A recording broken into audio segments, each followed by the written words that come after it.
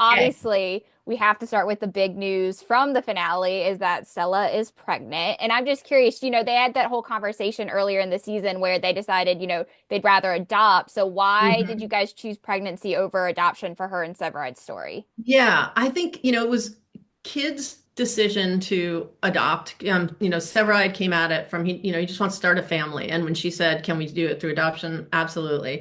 But they've learned so much about each other. They've really gotten to, I felt like especially in episode 20 with that roller coaster adoption story where they actually went at each other a little bit. They were on different sides for a moment, but by the end of it, they'd come together in a way that felt like they were stronger than ever and more bonded than ever, and had actually seen glimpses of each other as parents. And in those moments where with the baby and looking at the baby, it's like, oh, that's the kind of dad, like that look, that's the dad in Severide, and that look, that's the mom and kid. And it was just kind of like beautiful little window into what that would be. And I think between that and having her cousin visit and really talk out all of the issues that she was scared about, she's really evolved past a lot of the things that made her scared about that, and gotten to a place where I think she said, I'm going to let fate kind of take over here. And if a baby for adoption it comes first, that's what our family will be. But if I get pregnant, that's, we'll go that route. And, she can handle that now. And I think she feels like either way is a gift, and either way, she's strong enough to handle. Um, She and Sarah. Now, One Chicago doesn't have the best record with female characters in pregnancy. I know you haven't started the room for season 14 yet, but is the early plan for us to see the whole pregnancy journey, not Jersey? Well, the pregnancy jersey would be a lot easier. Well, let's just pick one of those up and just slap that on. The pregnancy journey, we always do, it'll be a time cut, a pretty big time cut. But yeah, I mean the plan is to definitely explore some of that because that's one of her issues, and something that she's holding your breath about a little bit, but there's so much excitement and potential to it also. So yeah, how much we explore, we'll find out. and We haven't seen Pascal, it before though, you're right. yeah. So Pascal does get cleared, obviously thanks to a lot of help from Severide. I'm just curious, how do you think Severide helping to clear Pascal's name will change their dynamic, if at all, moving forward? Yeah, I think that kind of loyalty, Pascal seeing that kind of loyalty from Severide, that bond is now so close. It's almost dangerous in the way that Monica was dangerous for Pascal because Pascal would do anything for her.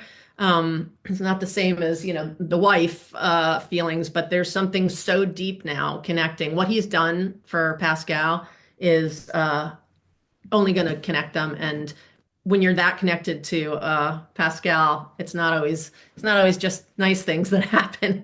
If anybody comes near Severide now, it feels a little bit like Pascal he'll do anything to protect him after what Pascal Severide did for him. So that's an interesting dynamic we have to play next season.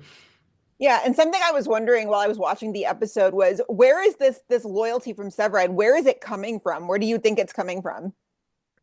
I mean, I think that's part of the who's your daddy of it all, that there's a lot of kind of Benny vibes coming off of Pascal for Severide. But also when that Bishop thing happened, it was Kid who had been threatened too. Kid, there was the feeling of like something could happen to Kid or to Monica, and Pascal handled it. So there was a gratitude there from Severide too, even though he wasn't sure if it was above board. He was like, okay, you had my back. You had Kid's back when you did that. And he bonded with him then and kind of saw him in that father figure way, I think. Yeah. And then we learned obviously that Herman stepped down in his officer role so that Mouch could step in and he decided not to even go for battalion chief. So what was that always planned for Herman not to take on that role, or did you guys ever consider like, no, he's gonna become the battalion chief of 51? That was at the very beginning of the season. All options were on the table for that. We really wanted to see how Pascal felt as a leader and how Mouch and Herman reacted to that. So there was definitely a lot of different ways that could go. But we wanted to keep the weight of Bowden having said that to Herman as very much a part of Herman's story. Like he felt like he had to. He had been, given the gift of, here's the crown essentially. And so now how does he manage that when Pascal is there and when he's starting to find out that maybe all of these roles that people are offering him are not for him, are not the thing he wants at the end of the day. And more importantly, what's the best thing for his best friend, Mouch, who hasn't had the opportunities he's had. And once the auditor comes in and says, you guys might be gone any minute, what does that kind of clock do? Like, what is that like? This is it. You might be forced retired at any second. Basically, it's like, okay, what do you want to do with the last 5 minutes of your life or the last 5 minutes of your job? And for Herman, that decision is easy because Mouch is his best friend, and he wants to do what Mouch deserves. And Natalie and her sister made up thanks to Stella. Are we done seeing those characters, or will we see them in the next season?